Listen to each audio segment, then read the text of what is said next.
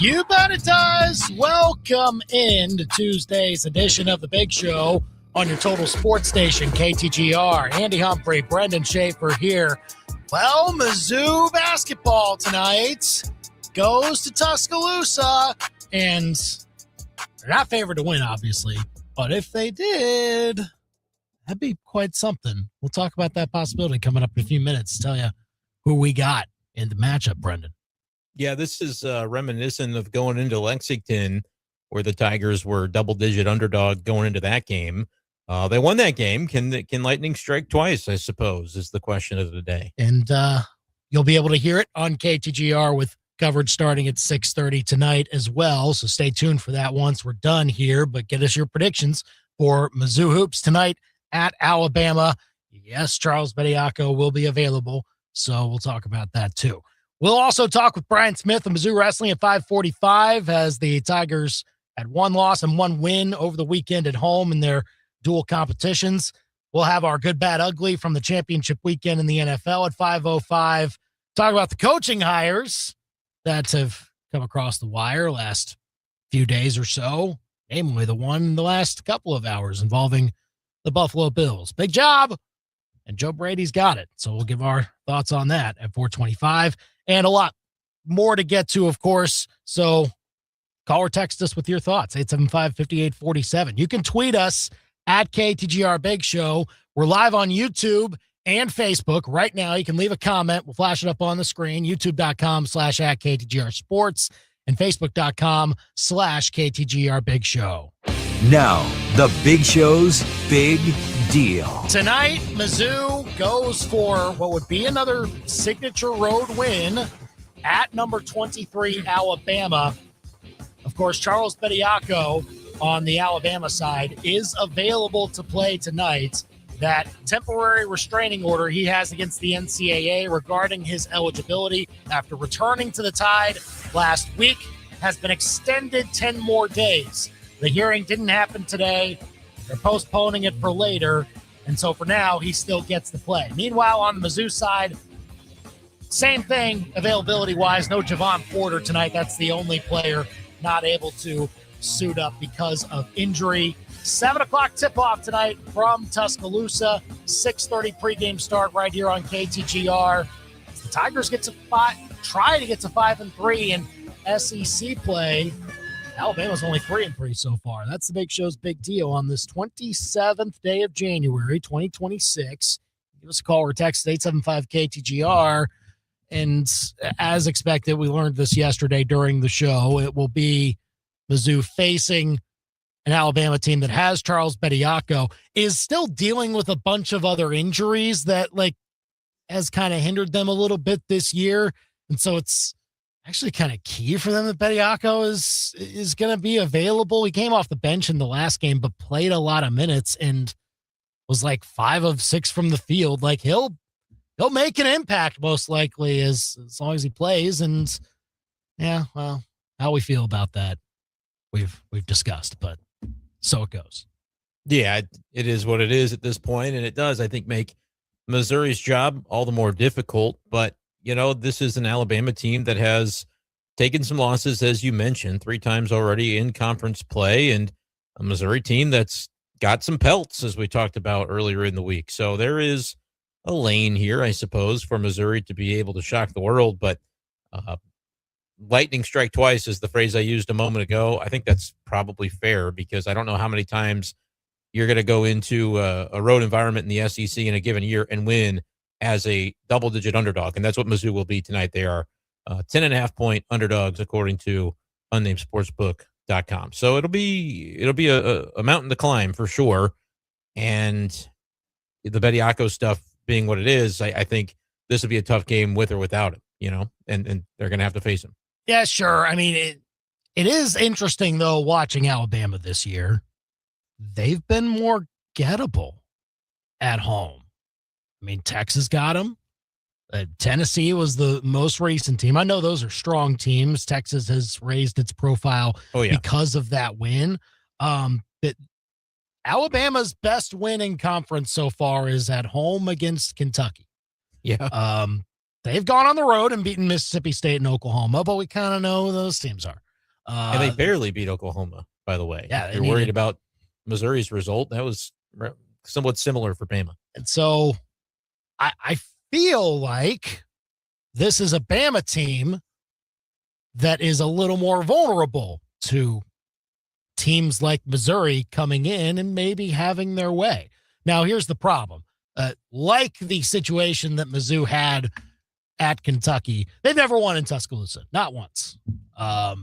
Since joining the conference, even before then when they played, they have won away from Mizzou Arena, or Columbia, if you will, against Alabama before. I believe the game was in Kansas City, though. So it's something of a white whale, if you will, of Mizzou not being able to get a win here. And it seems that most games that they've played here, Alabama's gotten to 90, and they've just lit the nets up, bombing away from three, and for good reason, because they're hitting at an excellent clip. I'm not quite seeing a lot more of that this year. I mean, they've gotten to 90 a few times, but I gotta be honest, Brendan, like, they're not lighting the world on fire from three. They are doing a lot better inside the arc and getting more of a better presence there. They're a fast team again. Yep. Mizzou faced a fast team in Georgia last week and held them to, relatively speaking, a lower number than they had been scoring before. And so I wonder if the way Mizzou has been playing and how it has matched up with fast teams recently here in conference play, if they have a lane to defensively stay in this one. I think they have a lane to cover this spread. I don't know if I can get to a point where I'm going to predict Missouri to win. I think that would take something like an outlier shooting performance to pull it off. Whereas, like, in some of their previous wins that we thought were pretty respectable, like the Florida game comes to mind, they didn't really have a great shooting performance. They just, did enough things well and came away with some hard-nosed victories in that Florida game, Kentucky game, etc. So I would say that you got to probably rise above your station when it comes to shooting percentage tonight, just because Alabama is a tippy-top offensive efficiency type of team. And as you mentioned, maybe they're doing more of that on the interior than lighting the lamp from three. But at the same time, they're going to get even better with the interior presence. I think the more minutes Bediako plays, I think he will be an impact player for him. So there's a lane to, kind of playing a game into the 70s. That's what they did against Georgia. But that game against Georgia, game at home that Missouri, frankly, should have won, versus now you go on the road as a double-digit underdog. But Alabama's defense, like their defensive efficiency is in the 60s. Missouri's is in the 90s. So, Missouri is inferior in that regard. But if you have, an over-your-head type of day offensively and Alabama just plays defense the way that it kind of generally has, there's definitely a lane for a close game here, closer than the spread would indicate.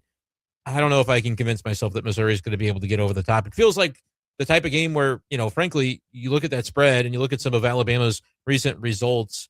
You mentioned the struggles at home. They lost by 6 at home to Tennessee in their most recent game, by 4 to Texas in the home game preceding that one, and a narrow win at Oklahoma. And yeah, they won big by 15 at Mississippi State. That's kind of taking their last 4 games and looking at what they've been doing. Not really an impressive result in the bunch, though, when you consider how bad Mississippi State is. So could this be the game that you look at those results and say, man, this could be a game Missouri's within a couple of possessions?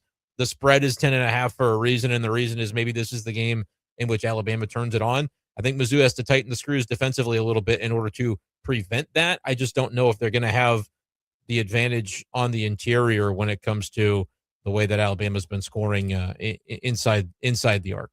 Yeah, they have obviously a good advantage there because of the player that has come available to them recently.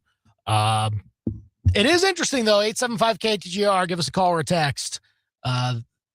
This will be a game that, again, if Mizzou gets open looks, they've not been hitting their open looks last couple of games.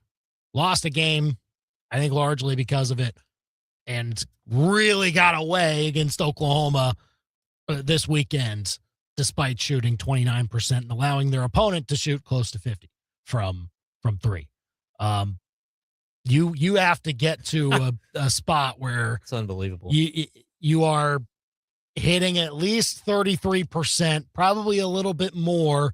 In this game, yeah, more. Yeah, in this game. And if you're defending well enough to where you're limiting the number of possessions that Alabama wants to have, certainly they want to get out and run, but you have to not only do that, you have to slow them down, and then you got to clear the misses. Because if you let them get extra possessions with offensive rebounds, they're an excellent team at not giving it away. They don't turn it over much. So the more you give them on the offensive glass is just going to really hurt your math when you're trying to make up for the difference offensively on the other side. And it just requires you to hit maybe one or two more threes that are open or maybe slightly contested, things like that. It's just going to boil down to, like, defensively, can you frustrate Alabama? Not in the sense of turning them over, because that's not how Mizzou has gotten its defensive efficiency up this year. It's been by forcing them to spend a little more extra energy finding the best shot in their half court, and then being a little bit better on the defensive glass to allow for your team to get out and run that way. And look, it's paid off. Mizzou is in conference play, one of the better defensive efficiency teams in the SEC. Yeah, and I think that, like, that number from KenPom that I gave that's in the 90s is more weighed down by the non-con. I think they've been better, certainly of late defensively. And again, they'll need to be in a matchup like this one. And I totally agree about the extra possessions. You think about the time that they gave up, I believe, in the Georgia game, a fifth chance in a single possession in the clutch. I know I keep kind of hearkening back to that moment, but I feel like it's a microcosm of what can certainly go wrong for you if you're not on top of these sorts of things. It would hurt their math. I was told there wouldn't be any math, and so I'm a little disappointed in that. But you mentioned the 29% against Oklahoma is what they shot from three. Imagine if you take away the two completely ridiculous buzzer beaters and just how poorly Missouri shot during the course of the game outside of those two moments. It's just they're going to have to improve when it comes to that. Do you have your eye on anyone in particular who you look to maybe pace it and reasonably be able to do it tonight? Because I feel like early in the season it was always, Jacob Cruz, but really I don't necessarily want him shooting an outlier number of threes. I think he's a guy who's going to pick his spots and hopefully be efficient when he does. Is there anybody you have your eye on that you say, man, if this guy can light it up just for 3-point shooting you're talking about? To correct the number from the Oklahoma game. Well, Jaden Stone was 2 of 8. So that's one that if you give him one or two more to make it a number that's, where you want it to be. Like he can shoot 8 again if he wants. I'm okay with I'm okay with living that way, And it only takes 1 or 2 to really make the percentage look the way that you want it to, because of how, like, you generally still shoot fewer shots from there, but obviously that's changed over the last few years. But if he's 3 for 7 instead of 2 for 8, it's one fewer possession that was ended on a miss and an additional 3 points for your team. That ends up adding up, especially if you can have a couple of different players on your team have that storyline for their shooting day. And Anthony Robinson is maybe another candidate, right? Like, I don't know whether I trust it to be something that can happen. I think you're right. They've given him spot up chances. The pull up game for him hasn't really been there. And so as he has, I don't know if the role has obviously changed. It hasn't been for all that much longer into conference play, because this drop that he's had has come just over the last 2 or 3 games or so. But I've noticed that they've wanted to give him more spot up chances when he does come off the bench. He's got to hit 1 or 2 of those, right? And so, look, it's not something that you completely rely upon. Not to say that Anthony Robinson shouldn't be relied upon, because I think the best version of Mizzou basketball is him being a focal point.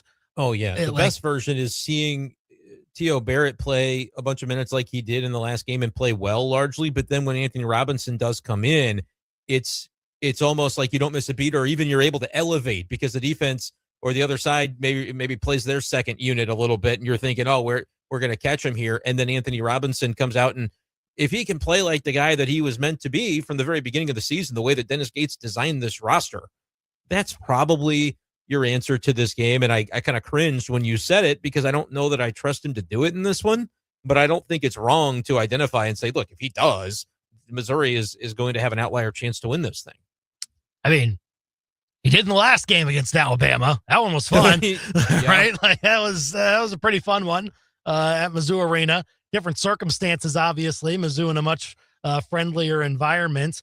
But Robinson in that game was 6 of 8, 14 points. He was 2 of 4 from 3, 4 of 4 from inside the arc. But I mean, other guy like Mitchell that just took off, 31. Caleb Grill had 25. Like there is a chance for him over this next couple of weeks to find his footing again. And I think it's going to help. It's going to be in Mizzou's best interest to make that happen. Because again, maybe you're an NCAA tournament team, maybe you're not. You'll obviously see where the chips fall in each one of these coin flip games that'll be coming up in February and March, and we'll see where it lands. But to me, if you are, I hear all the time, like, well, sure, they might make the tournament, but what's going to happen? They're going to be one and done or something like that. Which it's so impossible to know the answer to that. We don't January. know, but the best chance of them not being one and done is Anthony Robinson back on his game. And so that does have to happen over the next couple of months if you want Mizzou basketball to look different than it's been here recently. I agree. And what it's been recently is better than what it was in November, December, but I think we're still kind of looking at things in this sort of middle and wondering if, which direction it's going to diverge. Is it going to go kind of fade back into obscurity the way things were feeling toward the beginning of the season in the non-conference slate? Or do they, put enough talented players together to be able to make a run at, leveling up? And I agree. If they're going to level up in the long run, it has to be one of the aspects of that happening. It has to be Anthony Robinson. You can't, they can do things without him. They could even maybe make the tournament without him, Andy. I think it's a long shot. And by without him, I mean just kind of without him really playing at the level that Dennis Gates expects him to. Sure. Because Dennis Gates is not shy about saying, we're going to go as far as Anthony Robinson will take us. But I just don't think there really is a ceiling. I'm not going to say you're one and done, but I think the ceiling opens up if Anthony Robinson is involved in the way that he was supposed to be. 875-KTGR. Give us your thoughts on Mizzou hoops as they get set to take on Alabama tonight. James says Mizzou has to play their best game of the year, and that might still be good enough. I mean, look, what would you say has been their best game of the year so far? Florida? I mean, I was going to say, if I'm basing it off the result against a team that I consider to be the best team that they've beaten, I would probably make that argument. Like Kentucky was another impressive win. I don't really think that was altogether a very great game by Missouri. Like I think Kentucky just played bad more than anything. You can make a case that it was Auburn, though. I mean, that was a good win. Scoring in the 80s, had some moments within that game, some flashes in that Auburn game that really kind of allowed you to dream a little bit. Shot generally pretty decent in the Florida game too. It's one of the two for sure. And obviously those two examples are games that were played at home. I would say Auburn probably their most complete performance, and certainly from a shooting standpoint. Florida, I still think, despite the Florida-Auburn result that happened earlier this week, I think that Florida is the better team than Auburn. So it would be one of those two, though, for me. Yeah, and look, both of those games, Mizzou was not hurting itself from the three-point line, 36%-ish against Florida, and then they were well above. They shot 47% against Auburn.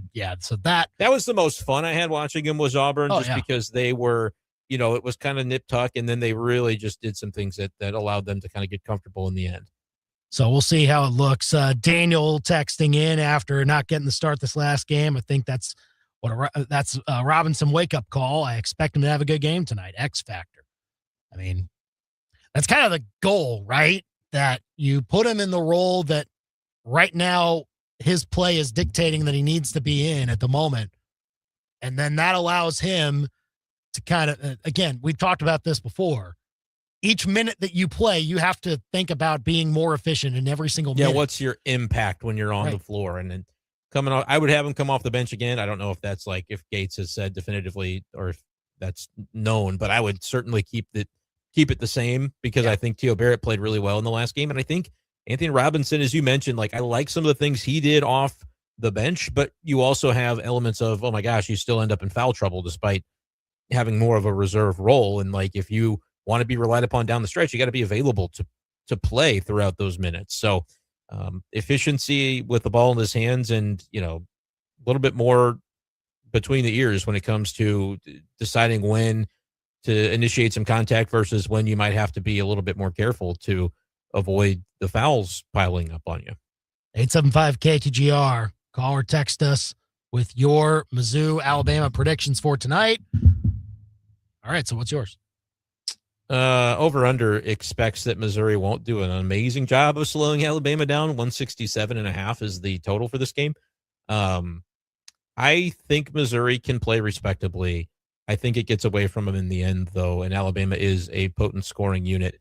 I'll say this game probably goes under, actually, if Missouri successfully can slow down Alabama a little bit, but Alabama still gets theirs. Give me Alabama 84, Missouri 73. I'll say they don't even quite cover. I think they play closer than that score indicates, but by the end, it's a loss by 11.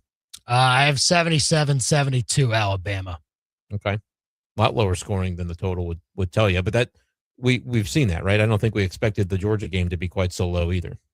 Yeah, I mean, again, Mizzou, Alabama might get the same type of shots and make a similar percentage of shots that they usually do, but if they play to Mizzou's tempo, they won't get to the number that they've got. Which is weird. It's weird to think that that's true because Missouri's tempo was Alabama's tempo last year, or we wanted it to be, and now that has absolutely changed. But I do think there are moments within a game where momentum is on your side that Missouri's players are happy to still get out and run, and that could be something that Bama falls susceptible to because they're kind of, it's what happened last year, but that happened at Mizzou Arena versus doing it in Tuscaloosa. Well, and of course, Mizzou will be facing Charles Bediako on the other side with his battle in the courts for him being eligible so far. He was only averaging like 4 points per game in the G League anyway, so he's probably not even that good. Did you see what everybody's doing? I think a Tennessee fan started it to vote him into the G League All-Star game just to make a farce of the entire situation that he's allowed to be playing at Alabama right now. That he's still listed like as someone you could vote for, and I actually did today. I voted for him alongside Tamar Bates and Sean East. Like I piled as many Mizzou guys on deserving Mizzou guys. They're both having good seasons. Well, I'd rather have Tamar Bates and Sean East suit up tonight for Mizzou, right?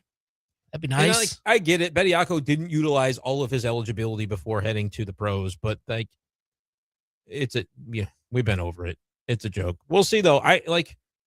It'll be very interesting. I think it is incumbent upon some of the bigs like a Sean Phillips and like Mark Mitchell if he's driving to maybe he gets Bediako into some foul trouble if he's trying to rim protect, and that if you can neutralize him to whatever extent you can. It's not an easy ask, but maybe that's something that can maybe give Mizzou some energy. Because as much as Dennis Gates is saying I support Bediako, I wonder what all his players think. I wonder if his players are like, why is this guy go get a job? Like, what are we doing here? So we'll see. I mean, it's something that it doesn't sound as though Dennis is going to be using it for motivation internally because he seems to think it's a great idea that Bediako gets to play. But I will be curious to see how it materializes for the Tigers against him. I found it funny today. Nate Oates tweeted something out. I think he was tweeting out a photo, and he had part of the caption was "Time to get to work."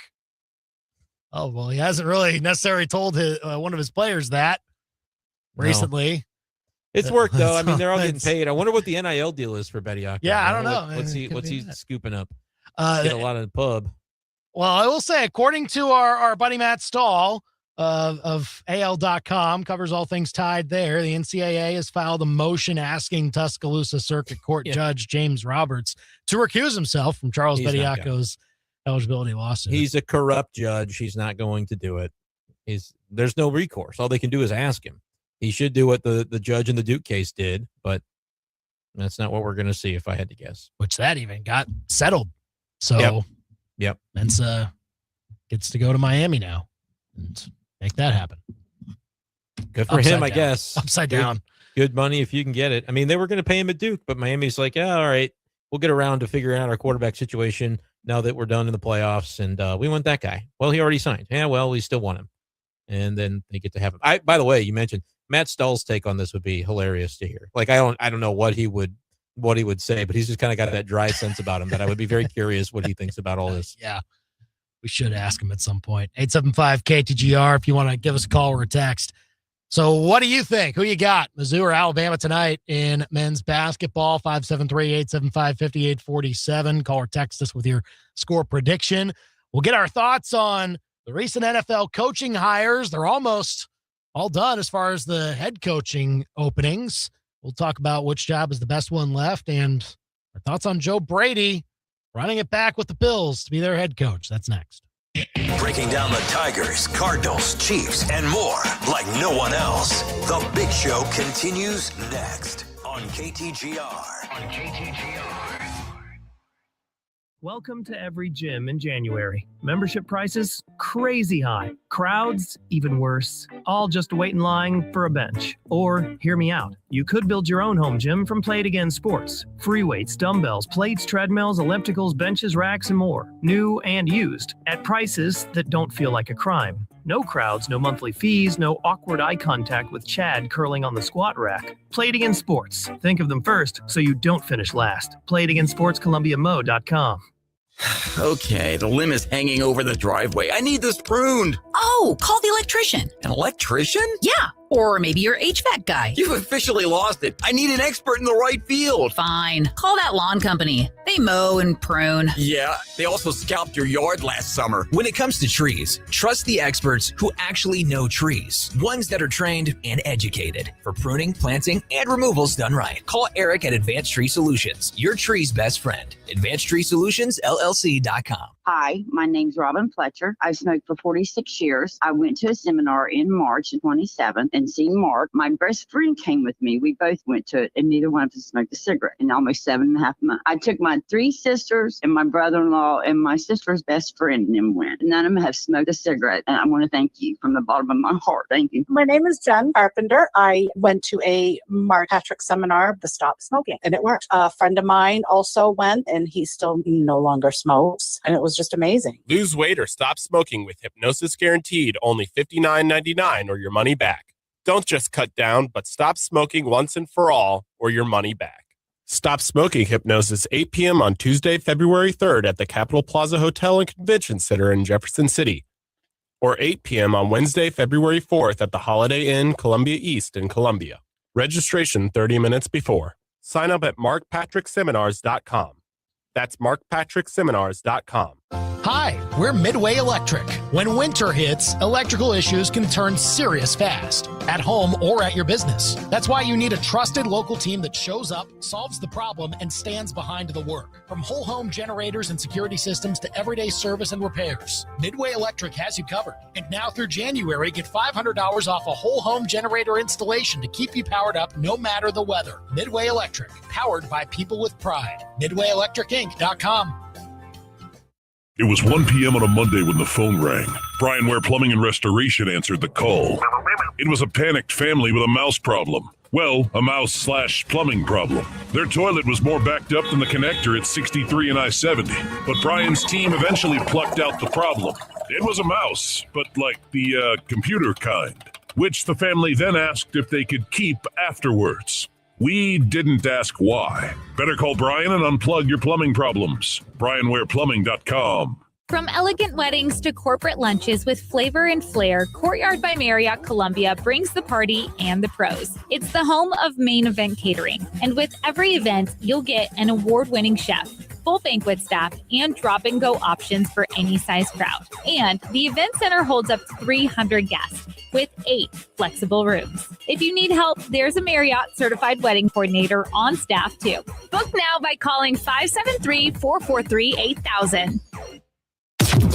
Your daily fix of local sports lives here. This is The Big Show on KTGR. Mizzou and Alabama tonight. Who you got? Call or text us at 573-875-KTGR. Coverage starts at 6:30 this evening. Tip off at 7 o'clock. Mizzou trying to get to 5-3 in SEC play, which don't count your chickens, but then you get Mississippi State and South Carolina. South Carolina's on the road, but that is a clear path to a 4-game win streak and a 7-3 record. You know, a step into the second half of the SEC schedule. Like, yeah, that's what this win would do two things. First of all, would further confuse me about what this team actually is. No kidding. Shoot. I actually, if they win this game, I would feel pretty convicted and like they're legit. They are capable, at least at their ceiling level, they are capable of some pretty remarkable things if you win this game. I predicted them to lose and not even cover, but if we're operating in that hypothetical where they do win it, I don't care how they do it. I don't care if it's because Alabama didn't play well, similar to the way that I thought about the Kentucky game that Missouri won by 5 on the road. If that happens, there would be too many pelts, Andy. There would be too many examples of this team, going toe-to-toe with some of the top teams in this league, and then in more cases than not, actually winning those games. And then you mentioned what the schedule would bring thereafter. You'd be talking about double bye being in play with a win tonight because of, again, you have to then beat the Mississippi State twice and beat Oklahoma again, all those things. But I think that would be really, really just like absolutely shattering a glass ceiling for what the upward trajectory of the season could bring if they were to win. Yeah, it could change the ceiling for sure. So we'll see how it looks tonight. You can catch it again starting at 6:30 right here on KTGR. So coming up in just a couple of hours is when you'll start hearing coverage for it. In the meantime, let's talk some NFL. Big news of the day. Joe Brady is the new head coach at the Buffalo Bills. Thanks. I hate it. You hate it. Yeah, not a fan. I think that this is the move you make if you are the GM who got away with it in the first place and didn't necessarily deserve the promotion he got, because I think he should have taken on a little more of the blame for the struggles of the Bills roster and really just the deficiencies. So the roster elements of this were, I think, the issue more than, the coaching, which is not to say that McDermott was perfect. I don't think he's a great coach, but I thought he was doing all right. And I think there was a split decision made by the owner, and he sides with the GM that I thought put the head coach in a bad position in the first place. And so what do? You hire the offensive coordinator who's going to, the offense I thought was fine, but I think it was better than fine. I thought the offense was excellent. It was top 5 again. Here's where I kind of stand.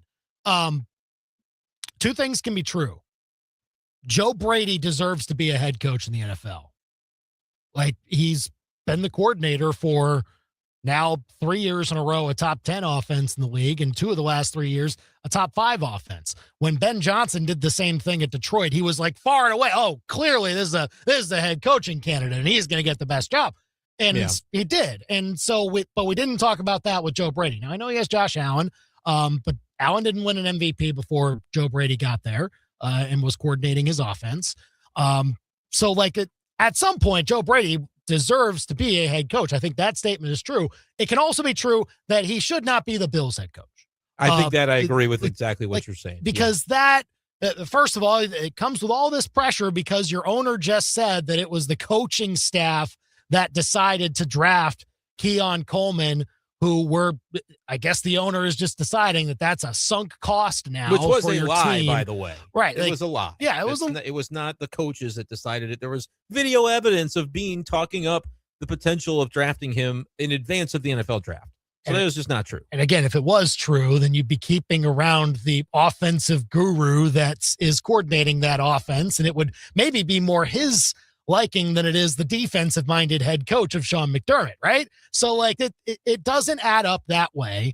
And then, at the same time, you have now less time to see if Joe Brady can actually make this happen, because now all the pressure is going to be on him. And I think that's a little unfair.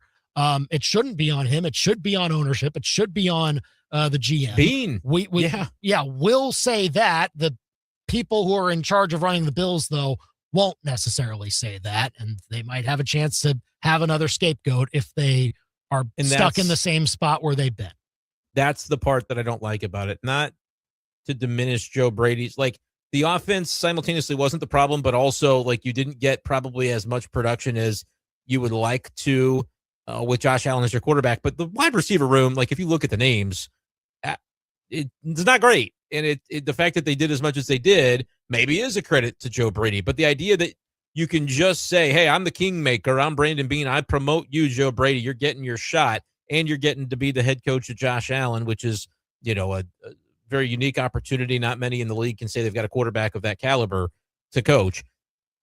But like, I call the shots here. He almost hires the name that's not threatening, to where the hierarchy is shown to be Brandon Beane. He wins the power struggle over the coach who he gave the opportunity to. They're just continuing to empower the person that I think was responsible for their shortcomings more so than the head coaching position. That I'm not into the Brandon Beane of it all. I think is why I don't love the hire, because I think it empowers him to then, as you mentioned, scapegoat another coach rather than look inward and go, wait a minute, this is the guy that is probably the issue here, but he's clearly got the year of ownership and was promoted as a result of this kind of shakeup within their organization. And ultimately, it doesn't accomplish the goal of why you let Sean McDermott go in the first place, because the goal then would be, assuming Joe Brady, like, I think he would have gotten a head coaching position elsewhere, but he's taking it with the Bills. But let's say you were able to hang on to him somehow to be your OC through all of that. Well, then you get a defensive-minded head coach that can come in and put his stamp on what the true issue for this team was that they couldn't stop people as consistently as they needed to. Right. Like next and as year, a defensive-minded head coach, you probably should bear responsibility for that. So I'm not totally out on the idea that McDermott should have been fired. It's everything they did after that I thought was bungled. Yeah, and so, like, I predict that the Bills will be, once again, like a playoff team, might win their division. Who knows how the Patriots look next year once again. But, I mean, they look pretty good this year. They're gonna be around. But Bills will be a playoff team again. Josh Allen will be leading an excellent offense. But they're probably going to be stuck in the same place that they were in years past, not able to advance to the big one. So the one caveat I guess I'd offer is nail the defensive coordinator hire, and maybe you luck into it. Yeah, because if you get a difference maker, but a lot of times we don't really think about that happening the way we do when it's in reverse. It's like, oh, get the defensive minded head coach, just a wizard of an OC, and off they go. This is kind of the inverse of that, and I'll be very curious to see the way that it manifests in terms of who they end up hiring for the DC job. Like, there are going to be some good ones out there, I'm sure. Or do you hire somebody on the rise that, can suddenly come in and be the wonderkind on that side of the ball? I think that would be really interesting. But like a Raheem Morris gets fired from the Falcons, wherever he lands, if it's as a D coordinator, I think they're getting a good D coordinator. It's the same way I felt about Mike McDaniel being hired as an OC. Maybe it didn't work out as a head coach, but I think he's a really good coach on the side of the ball that he focuses on. That'll maybe be the key here for Buffalo, is finding the right DC. Well, now, and it's kind of the situation that Tennessee's got, hiring Robert Saleh, and now they got Brian Dable with the OC spot. Love it. I kind of love it. The Saleh stuff, how much of it was the Jet stink? Like, there's he said about which side was really more responsible. I think Saleh did about as good with that group as you could have hoped for.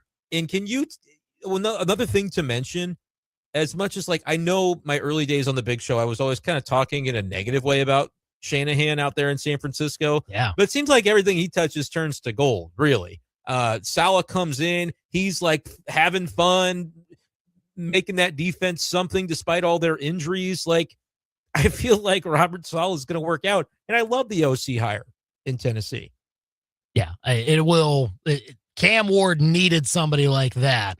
And now you think about the possibilities. So I think they have a good player-friendly head coach in the position, a creative mind on offense, which was a clear issue this year. Like, they got to get better personnel. Like, got to nail the draft again. Yeah. But like that can happen. And they've got a couple young wide receivers that can contribute, though. Like, let's say this with Cam Ward, I don't think, if it doesn't work out, I don't think it's going to be that he didn't have a chance to succeed. Like, I think this is the best you could hope for in terms of him having the opportunity to really make something of himself with the Titans. So now with that job, I mean, that job's been off the board for a while, but now we know Dable is going to be an OC again. The openings, the Browns, the Raiders, and the Cardinals. Mm-hmm.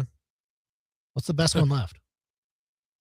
Browns, Raiders, Cardinals. Probably Raiders. Oh boy. Yeah, but man, I assume they've got some cap issues from the decisions they've made over the past year to like run it back with a bunch of old guys. So I wonder, but you're getting the top pick, right? You're going to get your quarterback in this draft. So Yeah. if you like the option there of who's going to be selected, then maybe that would be the answer, because you can come in at the same time as the franchise quarterback and be linked to that player in a way that like you had some agency over the decision. Because I don't think you at this point are taking the job as the head coach if you're not comfortable with, right? They're number one. So Mendoza, is that? I mean, yeah, that's Mendoza. Who they're going to take. If you're not comfortable with Mendoza being your guy, you probably say, I'll wait as a coaching candidate. I'll wait for the job that comes along next, where I can kind of pick my spot. If you believe in him, that does suddenly become an interesting one. And then on the other side, the Cardinals one, you have two quarterbacks, and it might be that they go with neither of them. But like, there's a case where you trade Kyler Murray and you start Jacoby Brissett for a year to kind of wait and see what the draft may offer you down the line if you like the quarterback class the next year. Because Brissett was pretty good. Both of those guys, I think, are under contract next year. And then Cleveland's got the Shedeur Sanders thing, which I do not envy anybody that's deciding what they have to do about that. He's a Pro Bowler and probably not the starter next year, but maybe he is. I don't know. Like, that's a toughie. That is a true indictment on the Pro Bowl just needing to fold. Oh, for sure. I mean, it just doesn't matter. It's fine. They can play. Here's the thing. It doesn't need to fold, but we should change the name of it, because when we think of Pro Bowl, like we have a connotation in our minds. The best players. Yeah. I think it's the best players. We probably use that when it comes to things like Hall of Fame resumes, and we just shouldn't. We should just not consider it. But it's okay to go out there to an exotic location and play flag football for a week. Like, that's fine. But you're right. He's a Pro Bowler, and that doesn't look good on the existence of the for event. him, like, in his spot, he's damned if he does, damned if he doesn't. Like, if he says no, then we're like, are you too good for the Pro Bowl? You gotta go. He's all about branding. Like, I don't blame him for that either in this day and age. Like, good for him. I did see, though, that the only quarterback with like a lesser EPA per dropback was Brady Cook, like the only quarterback in the league this year. So, like, at a 43, he should have probably gotten the call at some point. It's not his fault, the Jets. But if Shedeur should turn it down, my thought would be maybe Brady would then be in the Pro Bowl as well. So it's probably available. You never know. I think he's KTGR. Not to make light, I think him and Cody Schrader are doing a camp coming up. They are. It's all good stuff. Yeah. The Jets, not even Brady Cook could withstand the Jets stink this year. Like, it just didn't play that well, and is what it is. And they're just like, I mean, I was wanting to be on the Aaron Glenn train. I think I still am, but like, I'm not. If he's saying goodbye to all of his coaching staff, to just everybody, then like maybe it means he needs to go too. Yeah, I don't know. It's tough. Ty Simpson, is that a realistic thing? Like, I don't know where they go at the quarterback spot next. Think they go quarterback? That's what I'm saying. With the first pick, they probably shouldn't, because I don't know that Ty Simpson is necessarily the guy that is worth doing that for at the very top of your draft. You can get a premium player with one of those top picks. That's what's difficult, though, because like they need one to move forward. They're going to have a quarterback at some point to like get out of the funk they're in. So I don't know. Need several. 875 KTGR. Do you want to call or text us with your thoughts on the NFL coaching news from the last day? Of course, the big one today, Joe Brady, the Bills head coach. There's some other interesting NFL coaching news involving a former NFL coach that I thought, look, this guy has been a polarizing figure recently, but I think should have very clearly been a first ballot Hall of Famer, but he's not going to be. We'll get to that. None of the bus next. Now, your local Sports Center update on your total sports station, KTGR. Good afternoon. I'm Andy Humphrey. This Sports Center update is with Lee's Tire Company. If it's round and rubber, Lee's sells it. Go to leestirecompany.com. Mizzou Hoops visits Alabama tonight. Alabama ranked number 23 in the nation.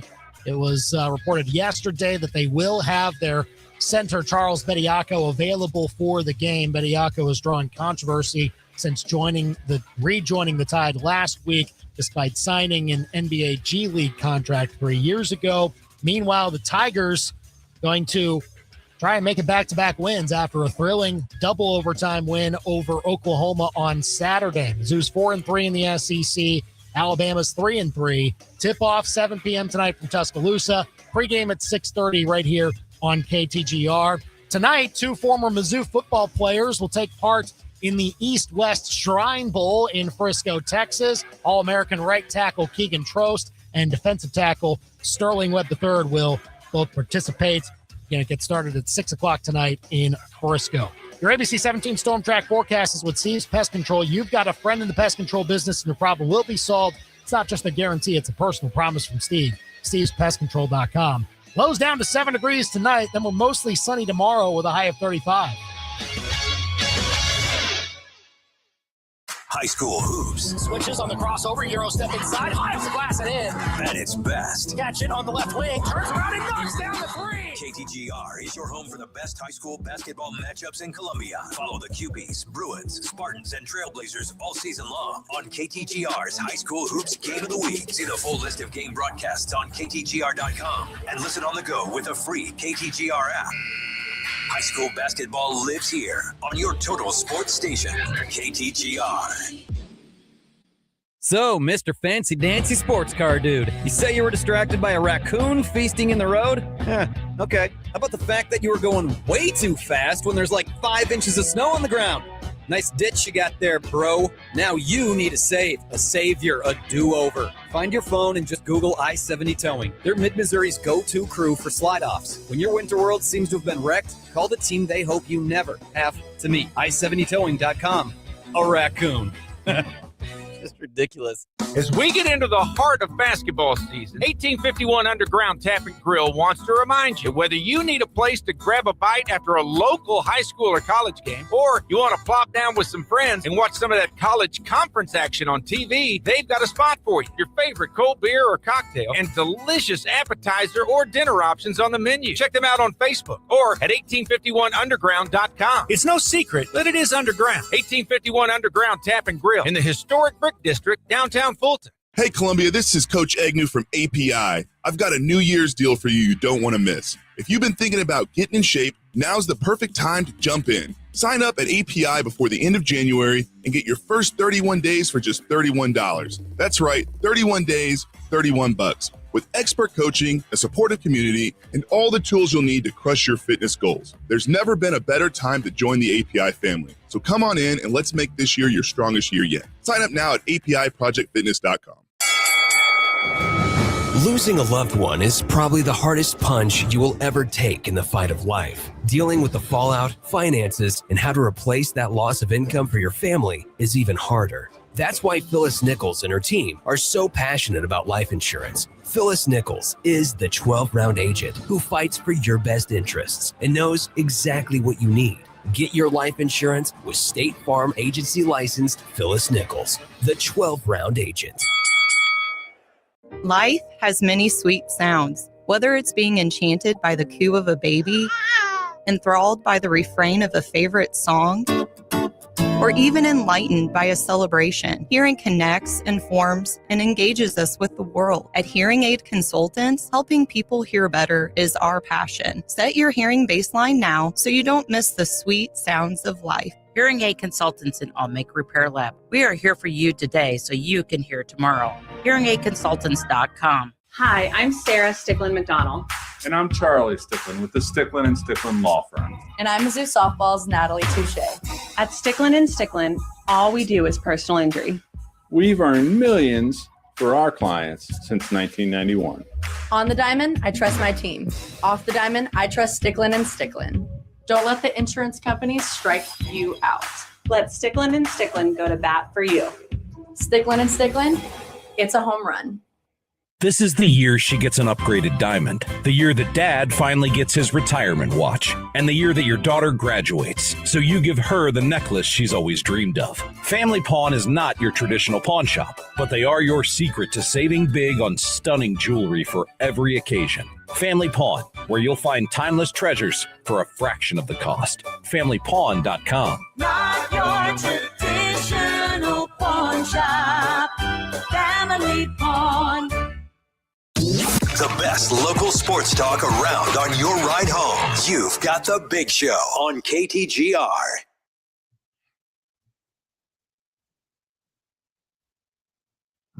I know that the public opinion on Bill Belichick, rightfully so, has kind of deteriorated. Like, he's tanking UNC right now. Like, I think that's largely true. The NFL career still exists, though, for him. And the fact that he is apparently not going to be a first ballot Pro Football Hall of Famer is an entire farce on the process. It's actually awesome. I love it. There's no good reason. There's no good reason other than what has happened with him over the past year and a half or two. That's the only explanation. And like, as you said, that's not really related to his NFL career. So why would it factor in? That is hysterical. That's just really funny to me.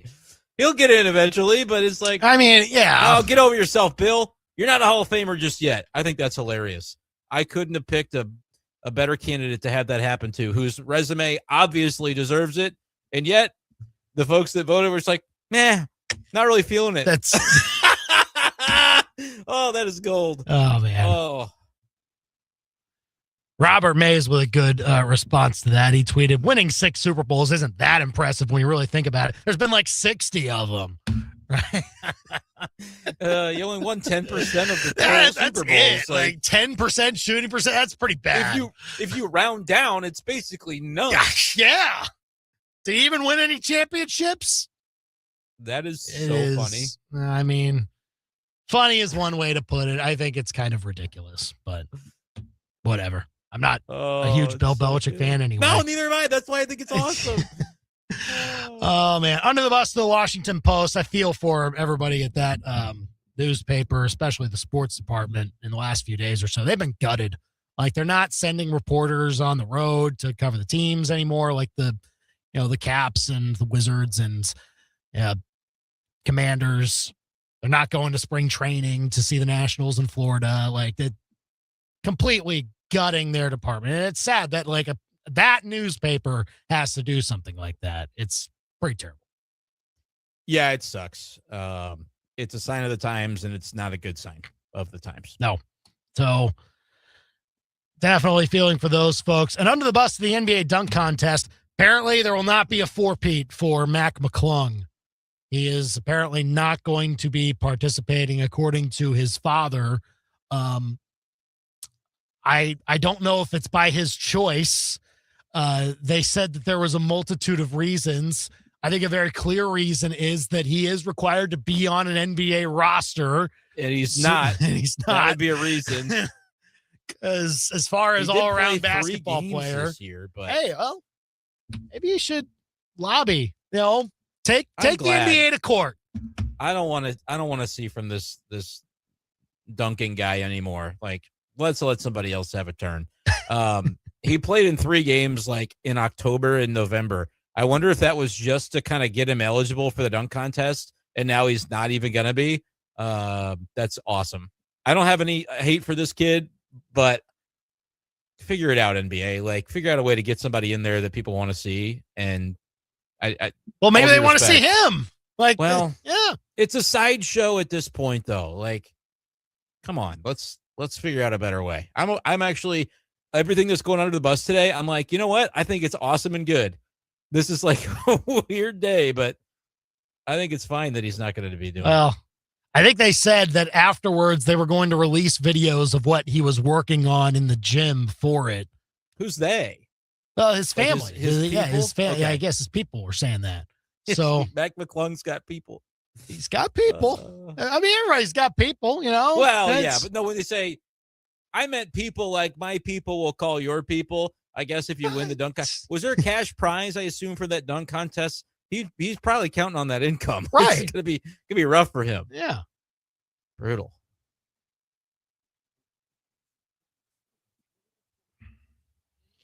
Yeah, this is pretty cool. They announced yesterday Brady Cook, Cody Schrader going to put together a youth football camp in St. Louis.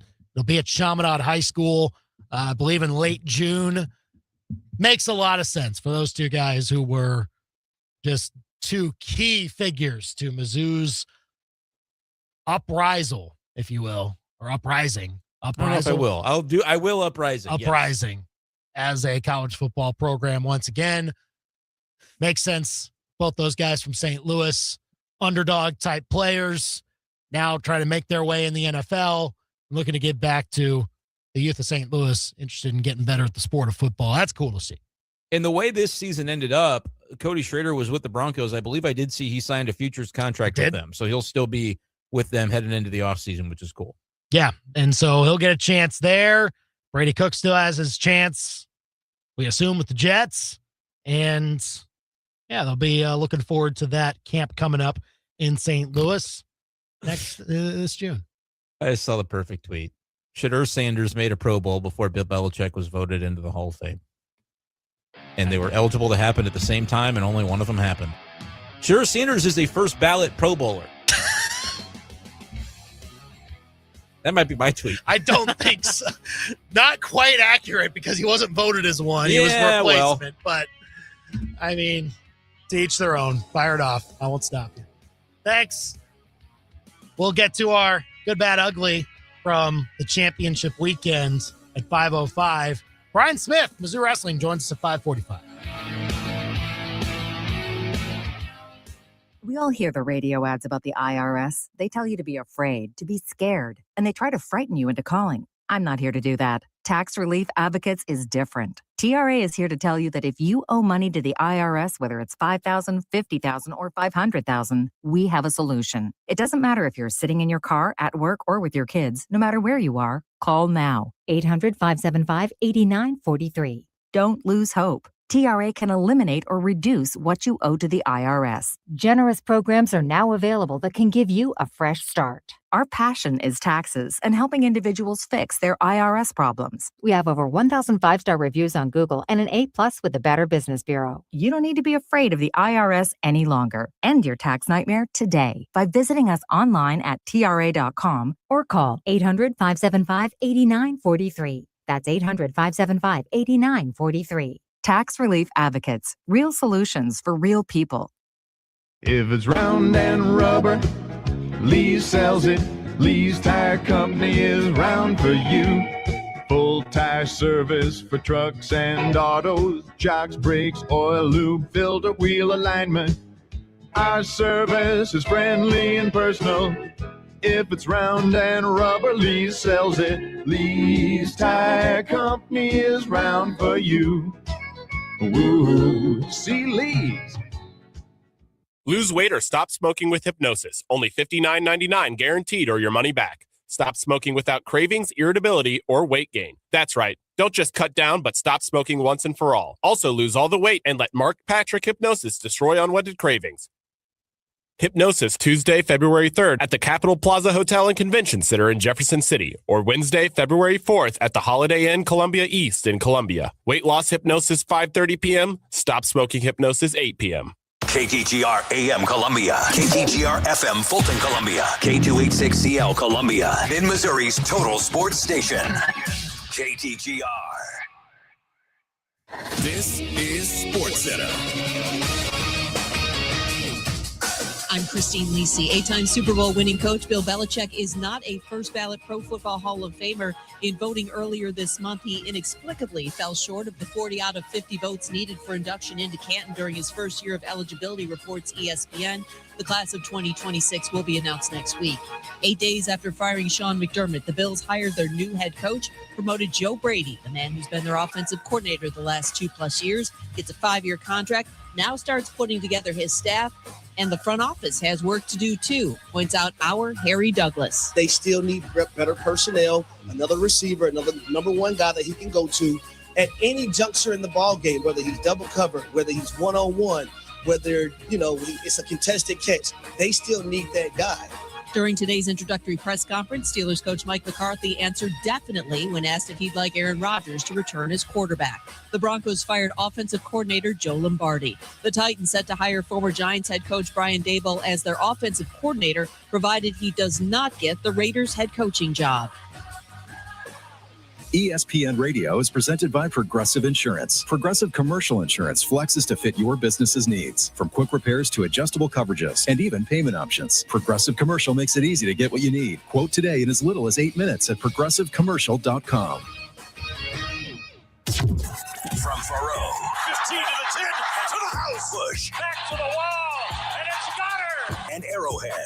Touchdown!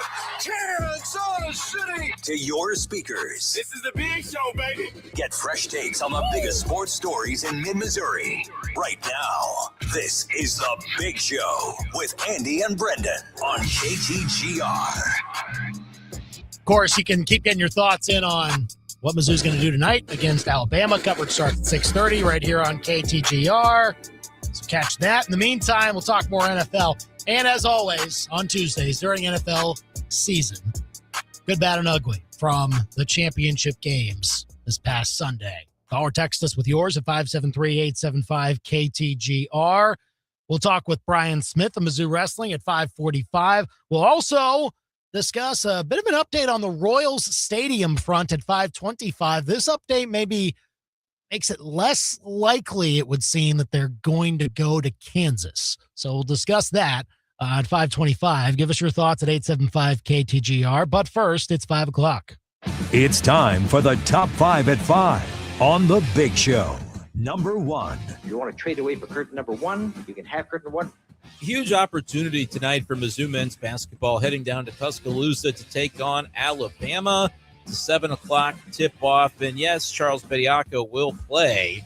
Mizzou featured as a 10.5-point underdog. I call it an opportunity because, one, we've already seen Mizzou win on the road as a 10.5-point underdog this season. It happened when they won for the first time ever in Lexington earlier this year against Kentucky. Yeah, they've never won in Tuscaloosa, so maybe two of those pelts in the same year would be a lot of fun, and it would absolutely shatter the glass ceiling that I would imagine for what this season could become. Now, I don't consider it particularly likely, but it would be notable if the Tigers can get things done. Maybe Anthony Robinson can get into form and give him a chance tonight. Number 2. Number 2, your timing is impeccable. We spent however long saying how all of Bill Belichick's post-NFL weirdness can't take away from his career. But it's pretty clear that it totally did when it came to this Hall of Fame vote. Belichick is not a first-ballot Hall of Famer, which I find absolutely hilarious. There's really no good football reason for it, but I'm kind of getting a lot of joy in imagining Belichick's reaction to the news. I think maybe people just didn't want to see Jordan Hudson at the ceremony. Are they trying to wait out that relationship, I guess? I don't know, but that and the UNC stuff really seems to have played into the way that voters felt about him because, of course, Bill Belichick is a first-ballot Hall of Famer, or at least he should have been. Number 3. The Horatio Fields era is officially over at Missouri. We knew that earlier this week with Pete Nakos reporting that he has been released from his signing with the Tigers. He didn't show up after the spring semester began. That comes as Caden Lee is the big signing at wide receiver for the Tigers. I do think Missouri has enough with what they have brought in offensively. And, man, I'm excited about what the Chip Lindsey era could bring. I think they've got enough pieces to do some damage. Number 4. Oh, shanked it. The Bills promoting offensive coordinator Joe Brady to head coach screams to me that Brandon Beane, whose power grab over the organization resulted in a promotion for him and a firing of Sean McDermott, just can't stand to be challenged. I agree that Joe Brady probably deserved an opportunity to be a head coach. I just feel like this is a way, though, that Beane, who has been promoted to president of football ops, can kind of keep the head coach under his thumb and just say, hey, you should be grateful for the opportunity. I don't know. If they don't get rid of Beane, I still don't know if the Bills are ever going to get over the top, but that's the way they're going this time. Number 5. What did the 5 fingers say to the face? Stop! Other NFL coaching news I feel better about. Producer Billy's Titans, well done. Robert Saleh, nice get for head coach. And Brian Dable, the OC for Cam Ward, would be great. That's the Big Show's Top 5 at 5 on KTGR. 875-KTGR if you want to give us a call or a text and talk about that. I mean, yeah, I've liked some of the coordinator hires. It makes it kind of interesting as to how it will play with the dynamic of the head coach. But I think that has a lot of these coaches that got fired, I think, are now in the roles that they should be in. And I think we'll see some good results from that. Yeah, and the Titans one is still pending the possibility of Dable getting the head coaching job with the Raiders, which we talked about a little bit ago. Maybe not the worst job in the world if you like to take your shot with Fernando Mendoza. And honestly, Dable, I think, good track record with quarterbacks is the way that we think about him, right? And it would be interesting if he were to get that Raiders job and kind of be the whisperer for Mendoza. But either way, I think if he does end up with Tennessee, it's It's a good hire, and it's the one where we wouldn't look back on Cam Ward and say, oh, what if he had gotten the right situation? I don't think he started with the right situation in the year that he was drafted, but I think he'll be in that now if they end up getting Dable as they're attempting to do. Well, that Raiders job, certainly one to watch. It might cause some more of those dominoes to fall. The Browns are going to end up with like they're struggling. Concessions guy is the head coach. The 30-year-old coordinator for the Jaguars decided, no, I'm going to stay in Jacksonville. Like everybody is going, rather than picking the Browns opening that I could probably land as a NFL head coach, I am choosing to bide my time and wait for a different cycle to where I might have a better chance of sticking around, because that job has just been tough. And I think Kevin Stefanski is a good coach. I like the hire by the Falcons to just say, yeah, we don't need to take this head coach that's being fired and say he's got to be a coordinator before he can jump right back in. Nope. The Falcons are like, I think he's better than the guy that we had. The Falcons go from, defensive minded Raheem Morris to Kevin Stefanski, who I think basically bringing his entire coaching staff with him or several of the pieces, it can be successful there. But the Browns thing, like how does that look when you fire a coach who immediately gets another head coaching job, does not have to be a coordinator to wait it out to get another chance as a head coach, and nobody will take your job? It says a lot about Cleveland. Like a lot. Oh, yeah. And none of it good. No. And I wouldn't want to start out my head coaching career that way. You might only get one chance. Like, you can't do it. You can't take that job. There are several that get two chances, and then there's the really rare case, and Mike McCarthy's getting that right now. Now, he did have some success, but you might say it was Aaron Rodgers related. But yeah, because he had success, he becomes one of the rare guys that gets a third bite at the apple to be a head coach somewhere. That's a gross hiring, by the way, for the Steelers. It's the same guy. It's the same thing as Tomlin. As Mike Tomlin? It feels like you're not able to get over the hump in so many recent years, and it feels like that's exactly what you're going to get with McCarthy. I just can't believe that's who they picked. I mean, to be fair, they weren't necessarily. Tomlin stepped down from the job. He was not fired from it. So they were happy with the archetype and said, let's just get right. Like maybe they didn't want to shake the boat too much. Maybe their plan was to keep him around and I think it was. do that. That's a good call. That is a good call, Andy. That's maybe what the situation was. Maybe they wanted to keep Rodgers around and be like, hey, maybe Mike McCarthy will allow him to do that. And McCarthy has said that's what he wants to do. I had seen reports earlier in the week that was unlikely. I don't know why it would be unlikely. If he's going to play, why would he not want to play for the coach that he had success with at another stop? Yeah, I think it would make sense. But yeah, it's another interesting one. Officially, he had his introductory press conference today, but certainly a key one to watch in the AFC. 875-KTGR if you want to give us a call or a text. Why don't we get to what we usually do NFL-wise in this slot on Tuesdays. The good, bad, and ugly from NFL Championship Weekend, 573-875-KTGR. Let's call or text us here and tell us what was good and bad and ugly from the performances this weekend in the AFC and NFC Championship games. This has to be part of the – I mean, it's easily part of the good, and it's not one that I would have predicted the way for it to happen. Like, I could predict that Sam Darnold would – maybe be better than Matthew Stafford in that game, but it would have had to be because Stafford was like bad, like just had an off game, threw a couple picks, that was off on timing, things like that. But he was excellent. Sam Darnold was just as excellent, if not more excellent, and that I think should be the most noteworthy good from the entire weekend. Yeah, the Sam Darnold, redemption tour has certainly been, a huge storyline and like a relevant one. Now he's going to get the opportunity to see if he can put it over the top by winning the Super Bowl next. I think if you don't, it kind of is going to color it in a little bit more of a negative tone because they're the favorite going in. You remember how we were ready to give him so much credit for what was happening last year in Minnesota, and then he kind of fell on it at the end of the season, and you're thinking, oh my gosh, his quarterback is what held them back. And it's just crazy that Minnesota ends up making a decision that they probably had to make anyway. They were invested in J.J. McCarthy, needed to see what he was all about. But maybe that one dud of a game at the end of the season for the Vikings last year leads to Darnold having the freedom to leave and then landing in a situation that you could not have scripted any better. The Seahawks, I thought in that, and I wasn't wrong about the division, the NFC West being really strong, Andy. Wasn't wrong about that. That ended up being the case. I just didn't know there would be room for 3 teams to be as good as the 3 were. And I didn't see the Seahawks coming. Like, I really did see, and I always think about it with fantasy football brain, but like, I love Jackson Smith and Jigba before the season. I was right about him. Everything else, I was like, I don't know. It's probably going to come in sort of an underwhelming year for the Seahawks, and we'll probably see at some point like Jalen Milroe end up getting some starts in the next couple of years. Totally wrong about that. Like, Darnold was not, it wasn't just Kevin O'Connell with the Vikings. It was Darnold too, and then he ends up in another really great situation where they're making the most of his talents. It is a great story. It's a great story for him. It's a great story for Mike McDonald too. I mean, just the guy's a stud. Yeah. I mean, he's just getting stuff done. There's nothing to say negative about him. Is he a top 5 head coach? We did it today. Probably. I mean, they're dominant, and maybe to like crown him that, I would need to see him win the game again. I don't want to see them bungle it as a favorite, but yeah, he's up there. When we do our next iteration, he's got to be considered toward the very top with the way that because again, it's a small sample, but it's also like, it's not that we look at the quarterback and say, oh, of course he was great. He had the quarter.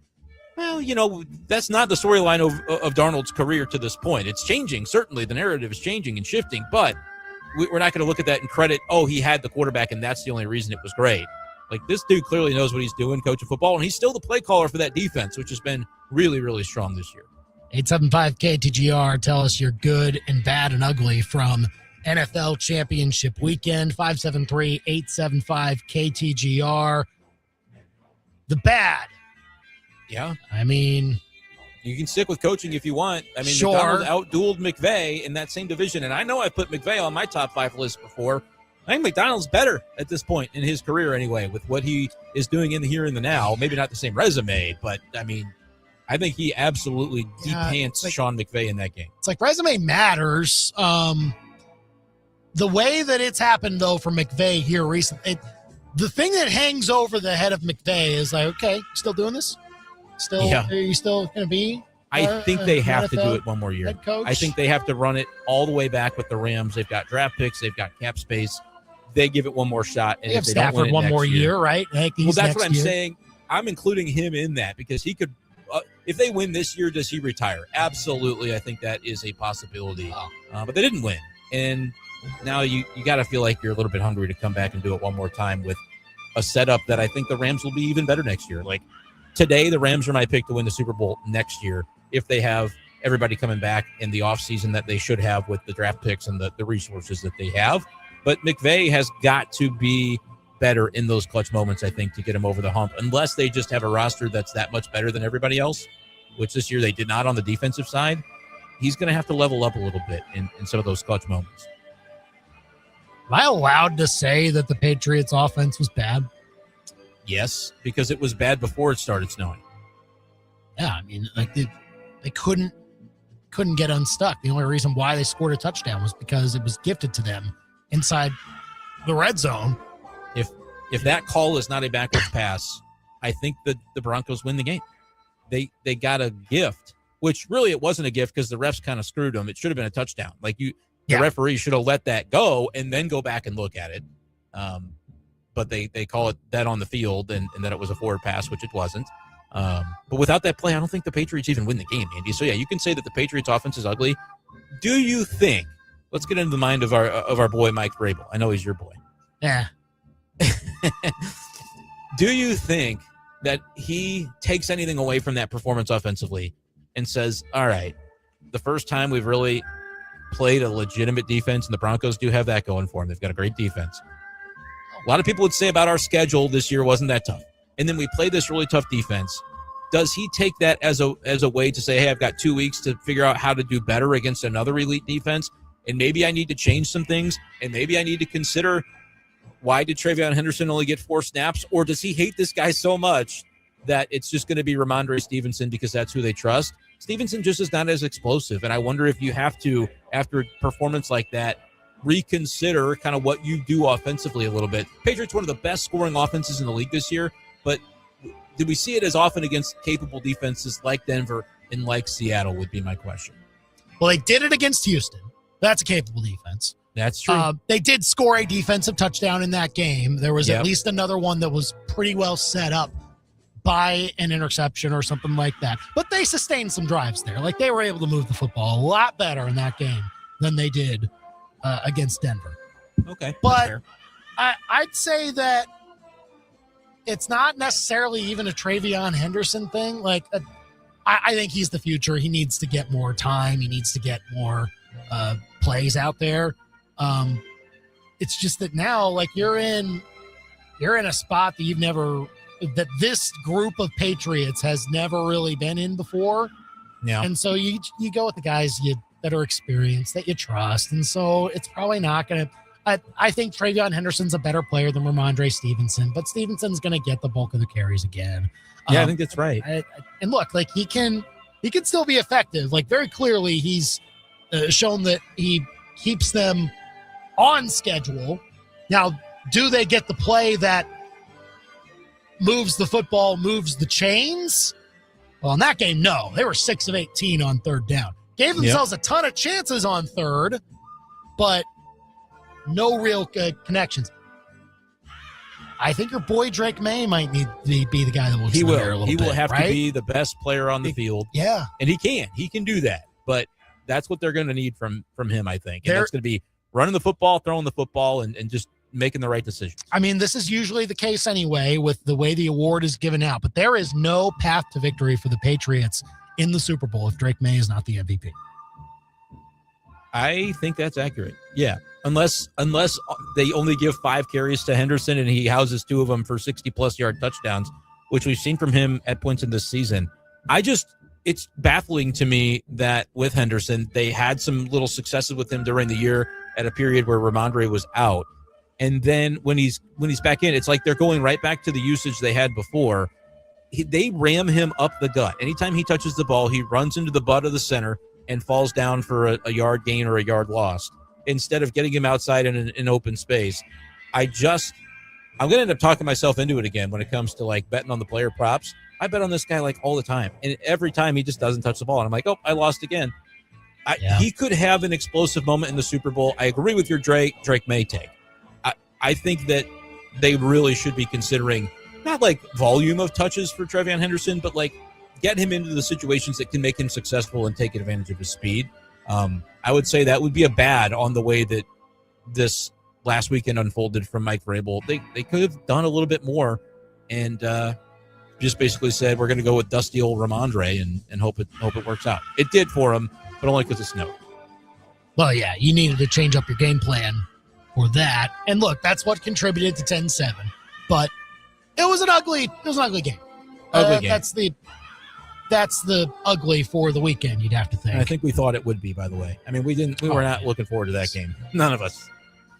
I know that they were the top 2 seeds technically, but we were ready for them to be bounced by somebody. We were. Probably the Chiefs, right? Probably the Bills. By the time the Bills, got to certainly, it. Yeah. Bills would have ran that. I mean, they would have beat the Patriots too, but they couldn't get past Denver. I'm so sick about that still. I'm just so mad. Oh man. Oh boy. It's I mean, that's my ugly. Josh Allen not being in the weekend was ugly for me. Well, Patrick Mahomes too. Yeah, well, he wasn't even close though. Well, I mean, Josh Allen was very close. Was a play away from being in the weekend. Sure, I get it. That is though, like it does affect a little bit of how we view these games. And this one coming up, like it's like Drake May is probably I don't know if he's the better quarterback in this one. He's not playing. He's like playing better. Darnold though in a spot where he has revived his career, and I kind of trust the experience of him a little bit more in this situation. It like best quarterback is it all depends on what your criteria is when it comes to evaluating who's better than whom here. Going into this and deciding who's got the quarterback advantage, right? Because that's what we do. We do the tail of the tape between the 2 Super Bowl teams to say, okay, who's got the better offense, defense, special teams? Who's got the better coach? Who's got the better quarterback? I don't think better is the right answer.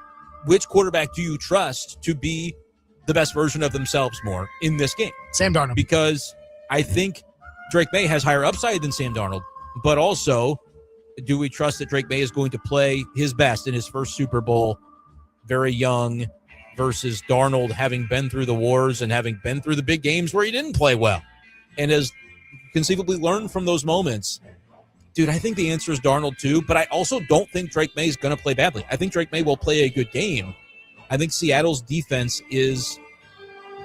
I'm talking myself in knots about this game. I told y'all I bet Seahawks 4.5 already. Yeah, but I mean, the thing is, like, I don't expect Drake May to play as poorly as he did in this last game. He'll play better than that, but he can elevate the team. Like, I think he can play well enough to elevate the team, and then that could still result in Seattle winning by a touchdown. Like, that's kind of where I'm at. That's fair. And look, it was an ugly game. Jarrett Stidham was in a tough spot. I think you got what you expected to get out of Jarrett Stidham. Turned it over. The ugly was the turnover. He had a couple of them. Lost the fumble and also threw a pick. So I mean, the fumble was the main that was issue. that was the turning point. Yep. In that first half, or you could say it was the not kicking the field goal 10-0. But that's one that I am still puzzled by. I don't know if I'd be able to have a sound strategy one way or the other that further outweighs the other option in that situation. That was a hard one for Sean Payton. But yep, I don't envy the spot. But again, with all these coaching decisions we talked about from the weekend, that's why these guys get paid the big bucks. And you have to be able to, you have to go process over results, but you will be judged on the results. And I think rightfully so, especially in football when you got, just the 17 games per year and then playoffs, and you were the top seed hosting. I feel like it's an interesting quandary. Like, they were the underdog because of the quarterback stuff. They're playing at home. They're the number one seed in the AFC. Sean Payton kind of coached like the quarterback situation was not a factor. Like, Stidham was going to be able to be every bit of what they needed, just the same as Bo Nix would be. And so you don't necessarily coach extra conservatively. He coached it aggressively as though you're kind of the underdog, house money, nothing to lose on the road. Let's try to build a lead. It was very interesting dynamic how the roles were reversed because of the Bo Nix thing, which is maybe the ugliest thing from the weekend. The fact that he didn't get to play either is what would that game have been with Bo Nix involved? I think we'll never know, but it's ugly for him because he was not somebody that we thought coming out of college was the right pick when Sean Payton was bragging about, duping other teams into thinking that he wanted somebody else, and then he got his guy in Bo Nix, and he's a creative genius. But Bo Nix has turned out to be pretty solid, and for him to lead his team to that point but not get to, play in the final game to see if they could have reached the Super Bowl is kind of going to forever be a what if. You never know how soon you can get back to that spot, especially in the AFC West where I get it. The Chiefs had a down year. Patrick Mahomes is going to be back. I mean, their Chiefs are not done and dusted. So that path is going to get tricky for Denver now that they're going to have to play the toughest schedule in the AFC next year as a division winner. 875-KTGR, Jason texting in, Sam Darnold or Drake May gets a ring before Josh Allen, Joe Burrow, or Lamar Jackson. I'm disgusted. Yeah. I'm disgusted. No, I think it's great. I like both Darnold and May, but the Allen thing burns me. I don't like it. No. Get ready for more of the same. I mean, because their GM sucks. Right. Yep. True. Exactly right. 875-5847. Give us your good, bad, ugly from the NFL weekend here on The Big Show. Up next, interesting Royals Stadium updates. We now know of a location that they will not be. That's next here on The Big Show. The Big Show with Andy and Brendan continues next on your total sports station, KTGR. And now the doggy dedication with Kretsch's Custom Exteriors. This week's letter comes from Coco in Colombia. Coco writes, Dear Kretsch's, my human's been whizzing off his new deck nonstop.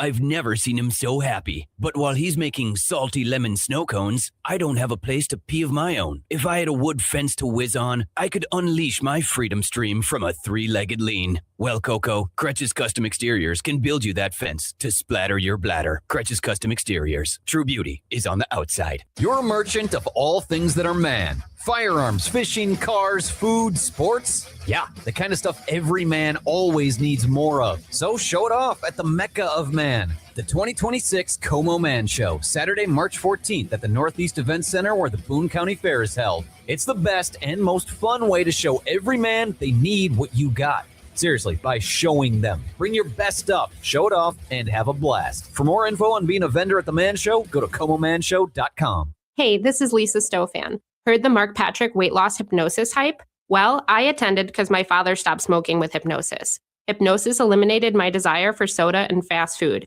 made me want to exercise, and I lost 60 pounds in 6 months. My energy level exploded. I went to another session to deal with some other problem foods, and I lost another 10 pounds. In fact, I brought my husband, and he lost weight, and his cholesterol and blood pressure improved. My friend lost 20 pounds her first 2 months. Oh my, what are you waiting for? Lose the weight or stop smoking with Hypnosis, guaranteed only $59.99. Hypnosis designed to destroy unwanted cravings, late day eating binges, boredom eating, stress eating. That's right. Hypnosis Tuesday, February 3rd at the Capitol Plaza Hotel and Convention Center in Jefferson City, or Wednesday, February 4th at the Holiday Inn Columbia East in Columbia. Weight loss hypnosis 5:30. Stop smoking hypnosis 8 o'clock. Register at markpatrickseminars.com.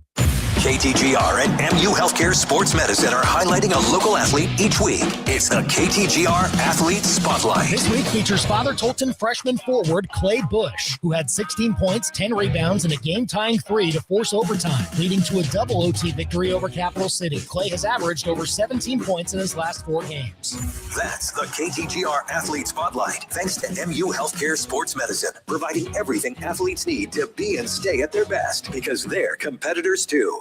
Hey, y'all, it's Molly from Billiards. Everybody I know is happy to say goodbye to 2025. So we're hoping for a fix in 26. And we hope you'll come see us at Billiards. That may sound cheesy to some of y'all, but who cares? At Billiards, we love cheese. We love bacon, too. And cheese and bacon make everything better.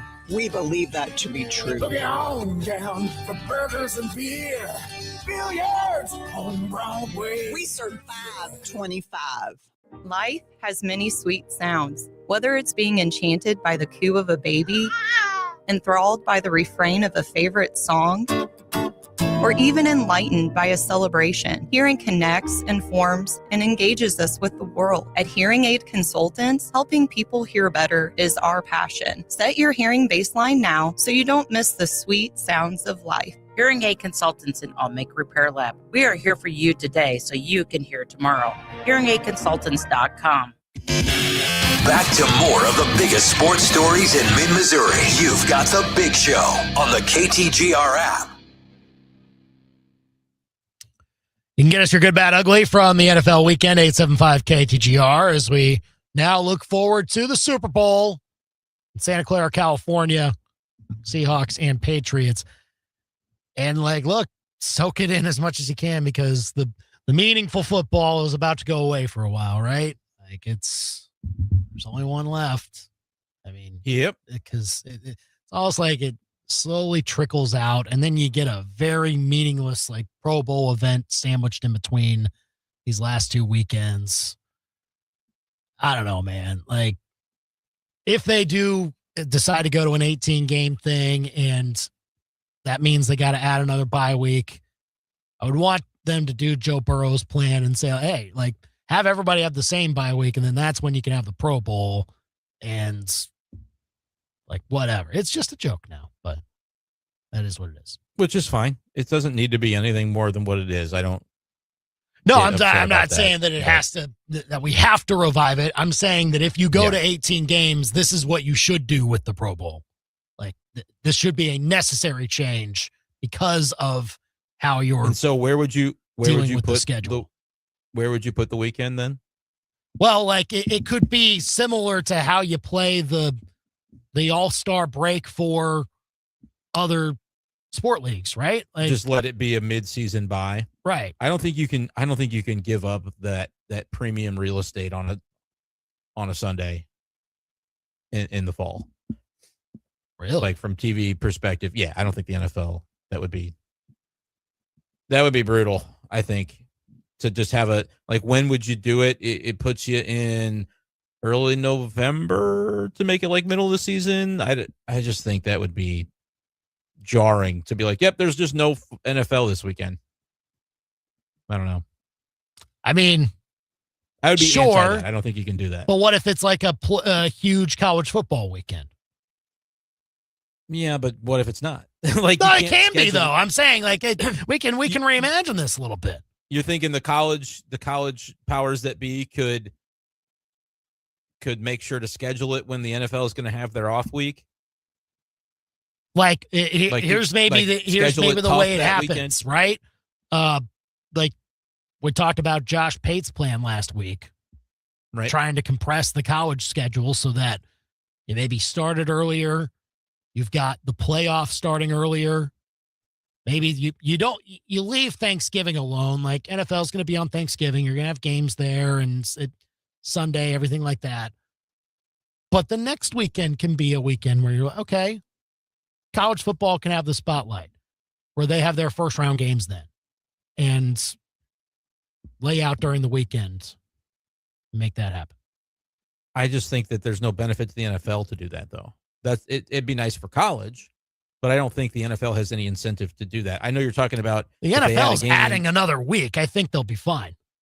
If they're adding another week, then that would be, you'd have to figure out, but I don't think you do the deal where everybody has a bye at the same time. I think you just stagger the buys and you have football every single Sunday in the fall. I don't think you can take one away unless the Pro Bowl thing was cool, but then they would need it to be cool so people would watch it in order to make the decision make any sense. I just don't see any. I think people would be more likely to watch it if it were not between the time where we're winding down on caring about football here.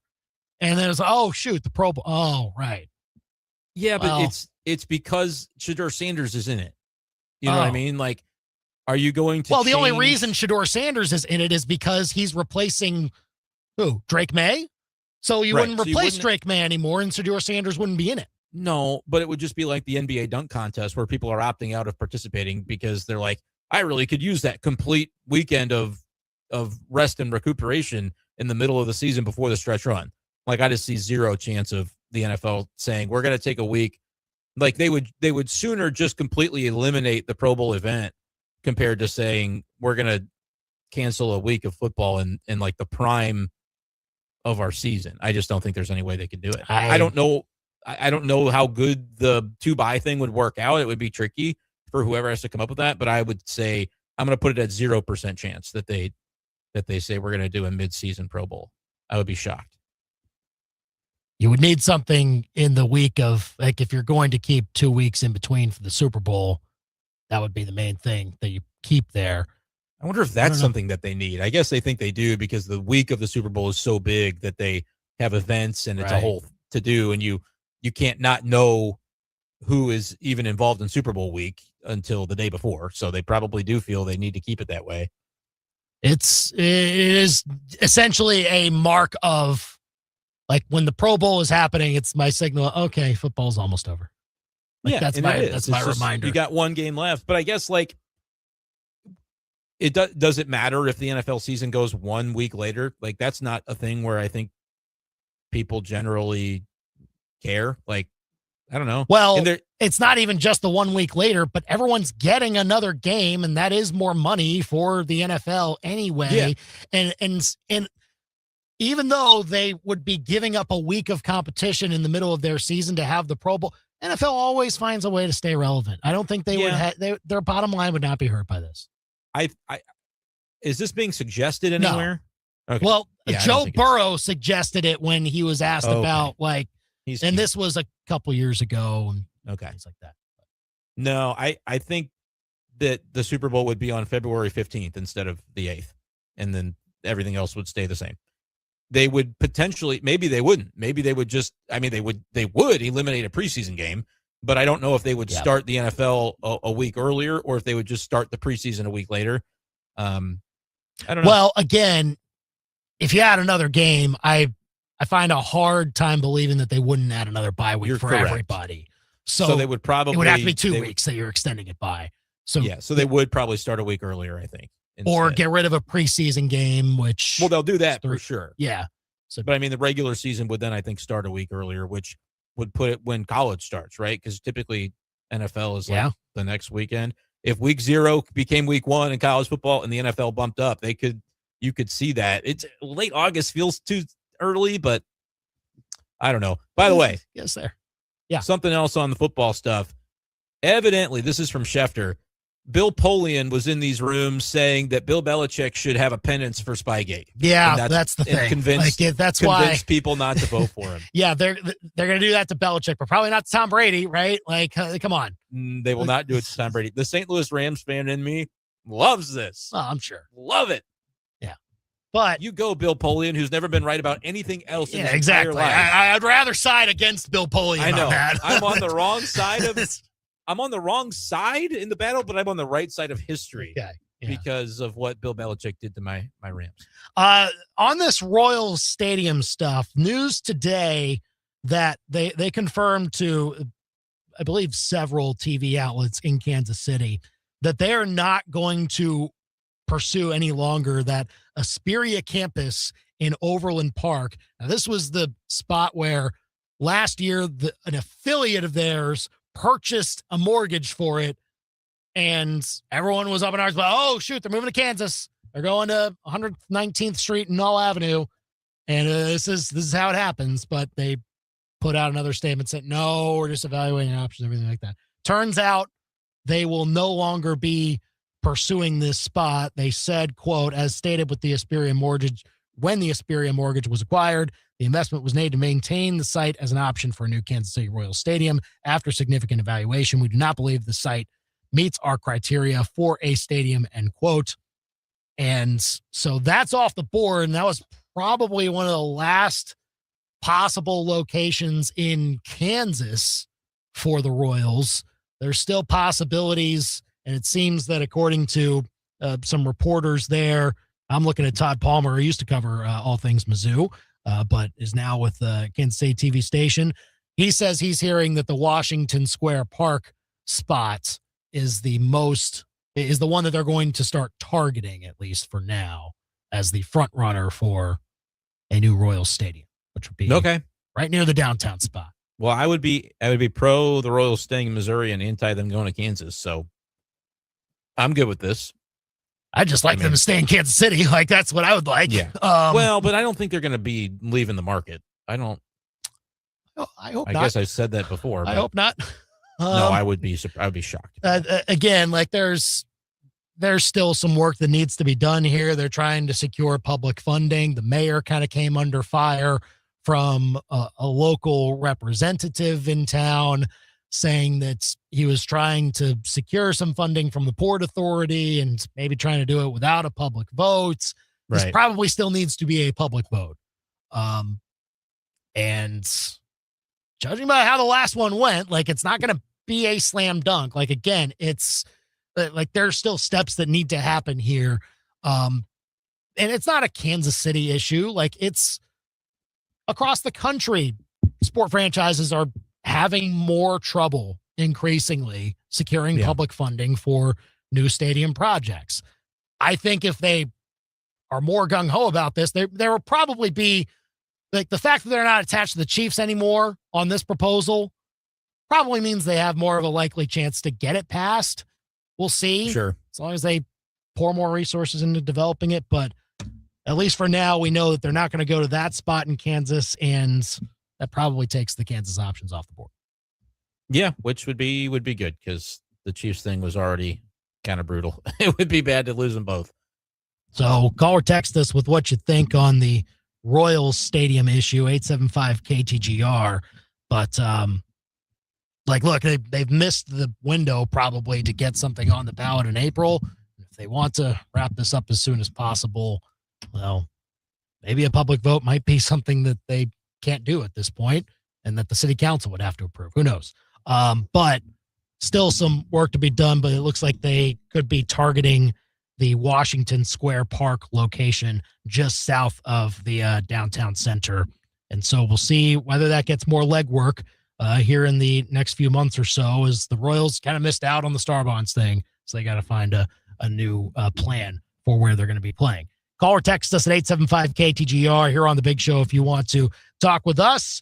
Get your thoughts in on Mizzou basketball. But up next, we'll talk with Brian Smith of Mizzou Wrestling. Hey, kudos to everyone who went out to the wrestling duels this weekend through all the snow. And Brian Smith secured dual win number 350 of his career. He talks about that and more coming up next here on The Big Show. Now, your local Sports Center update on your total sports station, KTGR. Good evening, I'm Andy Humphrey. This Sports Center update is with Lee's Tire Company. If it's round and rubber, Lee's sells it. Go to leestirecompany.com.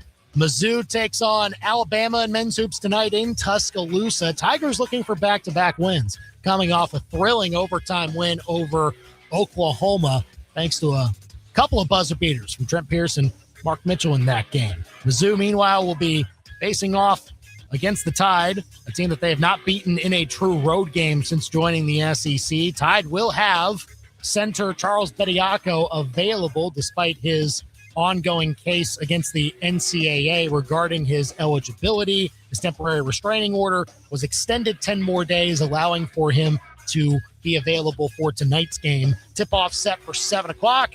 Pre-game at 6:30 right here on KTGR. Meanwhile, in just about 20 minutes or so, the East-West Shrine Bowl will kick off in Frisco, Texas. 2 former Mizzou Tigers taking part in that. All-American right tackle Keegan Trost and defensive tackle Sterling Webb for the Tigers. Kicks off at 6 o'clock in Frisco, Texas. Your ABC 17 Storm Track forecast is with Steve's Pest Control. You've got a friend in the pest control business, and your problem will be solved. It's not just their guarantee. It's a personal promise from Steve, stevespestcontrol.com. I'm ABC 17 Storm Track Chief Meteorologist Jessica Hafner. I'm tracking increasing clouds tonight ahead of a weak cold front that'll bring a cool down by tomorrow morning. We'll see sunshine to start off the day, but morning temperatures in the mid-single digits.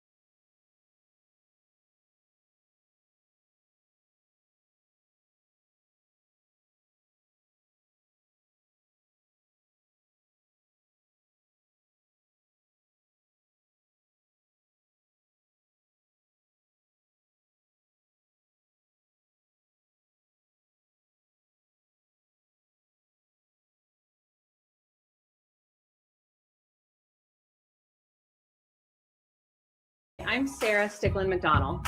And I'm Charlie Sticklin with the Sticklin and Sticklin Law Firm. And I'm Mizzou Softball's Natalie Touche. At Sticklin and Sticklin, all we do is personal injury. We've earned millions for our clients since 1991. On the diamond, I trust my team. Off the diamond, I trust Sticklin and Sticklin. Don't let the insurance companies strike you out. Let Sticklin and Sticklin go to bat for you. Sticklin and Sticklin, it's a home run. From elegant weddings to corporate lunches with flavor and flair, Courtyard by Marriott Columbia brings the party and the pros. It's the home of Main Event Catering, and with every event, you'll get an award-winning chef, full banquet staff, and drop-and-go options for any size crowd. And the event center holds up to 300 guests with 8 flexible rooms. If you need help, there's a Marriott certified wedding coordinator on staff too. Book now by calling 573-443-8000. We're moving faster and faster these days with limited time to make an impact on potential customers. Hi, this is Jimmy at Pro Design. For nearly 2 decades, we've worked with companies to build strong brands. At Pro Designs, our team can create a vehicle wrap to drive market share, growth, and profits. Connect with your customers on the go, on the road, and on the job site. Visit us on the web at PRODEZIGNS.com. Come see them at their locations in Eldon or Columbia off Rangeline Street and I-70. Pro Designs, but better than a billboard. Hi, we're Midway Electric. When winter hits, electrical issues can turn serious fast, at home or at your business. That's why you need a trusted local team that shows up, solves the problem, and stands behind the work. From whole home generators and security systems to everyday service and repairs, Midway Electric has you covered. And now through January, get $500 off a whole home generator installation to keep you powered up no matter the weather. Midway Electric, powered by people with pride. MidwayElectricInc.com. They can't shoot it straight on the golf course, but they can shoot straight on the biggest sports stories in mid-Missouri. Back to Andy and Brendan on The Big Show on KTGR. We're back here on The Big Show, KTGR and the KTGR app, as we turn now to Mizzou wrestling. Despite all the snow that came through this past weekend in mid-Missouri, Mizzou wrestling still had both of their duels happen as scheduled on Friday and Sunday at the Hearn Center. Tigers fell to Oklahoma State on Friday night, but were able to bounce back and defeat Northern Colorado on Sunday afternoon to go 1-1 in Big 12 play this past weekend. And head coach Brian Smith with us here on The Big Show to talk about it. Coach, just to get that kind of support all this weekend also to have fans still make the trip and even through all the snow, support your guys during those 2 duels. How did you see your own wrestlers feed off of that? No, we definitely appreciate it. All the support we get. Our mat side people are always there. But then, all the other, there were a lot of groups, different local businesses and things that came out to support us, which is great. Yeah, and certainly to get that win on Sunday, which marked a nice round number for you, number 350 on your duels record. To get your 350th victory. Obviously, you'll give all the props to your wrestlers for that, but just as you kind of reflect on that, what does that number kind of mean to you? Well, I remember the first few years where getting a win was like a big deal. But to look at the number 350, man, I've had some really special teams and some great wrestlers and continue. And, I told them in the locker room afterwards, I've never scored a takedown. So I haven't won really these duels you guys have, but it's fun to be a part of, that we put together a good run like this. Certainly so. Brian Smith, Mizzou wrestling coach here on The Big Show as the Tigers got the win against Northern Colorado Sunday. That was a bounce back from Friday where they fell to 5th-ranked Oklahoma State. I know in the Okie State duel, kind of towards the end, Aiden Sinclair won his battle. No one else was able to, but there were so many close decisions towards the end of that duel. Just how did you see your wrestlers trying to get as many points as possible there, but ultimately falling a little bit short? Yeah, I mean, really from the 149 bout, the 4th bout, all the way to heavyweight, every match was a dogfight. We just fell short, except for Aiden's. So it was just frustrating. We had a chance to win it at 49 and didn't. 57, I thought we had a takedown. Oh, it was 65. 165, I thought we had a takedown, and they went and reviewed it and didn't give it to us. That would have given us the lead. It was just crazy how tight. Same thing at 97. They're a very, very good team. They might be as high as ranked as like 2nd or 3rd right now with some kids they picked up and just made them better. And it's just crazy, but we're not that far off. I know the score looks terrible, but I look at it and see how close we were, and that's what you got to work on. We got to score more points. That we didn't get it takedowns. That was we were getting in on the legs, we weren't finishing, and we've just got to improve there. Brian Smith, Mizzou wrestling coach here on the Big Show, KTGR. When they get another chance to go right back at it on that Sunday and certainly put together a much better performance, you shut out Northern Colorado. Everybody wins their individual matches. You get some majors and tech falls and things like that. To see that quickly applied, I know maybe a step down in competition from what Oklahoma State was, but just how did you see them apply it the very next duel to try and work on what they're trying to work on, essentially? Well, I was glad we had it. It just, I was worried it might get canceled because of the weather, and we would have had to dwell on that Okie State frustration. And instead, we got to get our shoes on and go out there and wrestle. And the guys definitely responded with, they wrestled with energy against Okie State. They just weren't scoring. In this match, they opened up and got a lot of takedowns, got turns. I think we had 3 tech falls in a row at the end, and guys were great. Scored 20 points in the third period. You don't see, and it was a 1-0 match, and he scored 20 points. So he has that ability, and it was good to see him get that confidence and just open up and score points. And same with Evan Bates and Aiden. Those guys just continue to do great things. Certainly so. And with now, as you move on to the next few weeks of the season, which it's really dwindling down now, the number of duels you have left, you'll be at Little Rock coming up this weekend. But as you kind of look at where your team's at, and obviously they're trying to improve their ranking as much so that when seeds come out for Big 12s and NCAAs, they're as high as possible. How do you kind of see these next 4 weeks as, really hit the ground running time and trying to fine tune what your wrestlers are working on? Yeah, it's so important. This time of the year, getting wins just helps you move up because they start, I think the next week, the first coaches rank comes out where it puts you in the top, 33 guys they rank. And that's an important thing because the third one of those rankings that they do, which is the last week of February, I think it is, that's how you it figures out how many qualifiers you're going to get. So if each guy in your conference qualifies, then everybody qualifies. But normally it's between 5 to 7 guys in the Big 12 conference that'll qualify spots, and then you have to go wrestle for them at the Big 12. So these last 4 duels coming up, we've had a tough schedule with, I think we've wrestled 7 or 8 top 13 teams. So our records may not look as good because we've wrestled tough competition, but our RPI will be high.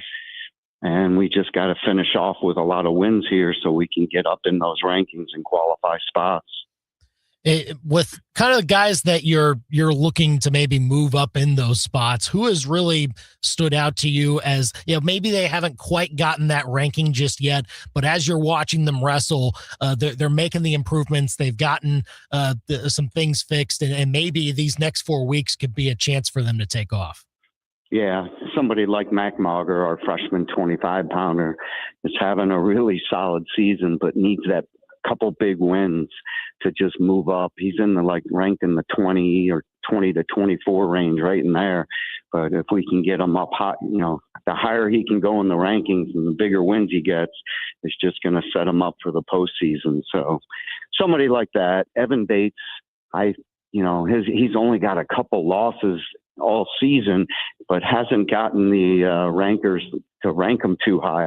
I think he's a top 10 kid, but we'll see. He's just got to keep winning, and eventually they got to move you up. But pretty much those 2. There's a few others, but those 2 specifically, I'd love to see moving up, but just because they keep, getting some pretty solid wins.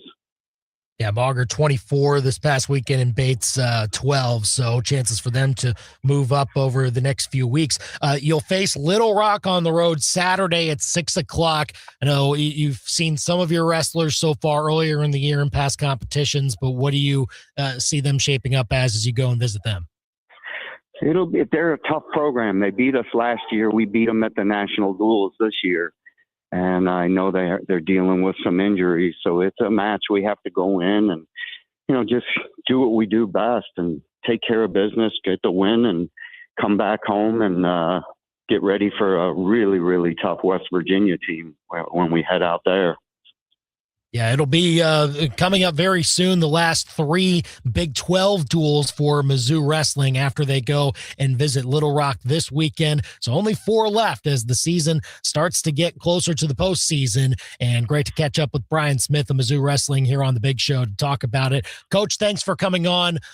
Good luck this weekend over in Little Rock, and we'll talk soon. Thanks, Andy. It's the Big Show on KTGR and the KTGR app. So again, it's Little Rock for the final non-conference duel from Mizzou Wrestling this year. Then the final 3 Big 12 duels at West Virginia, home against Oklahoma, at Iowa State.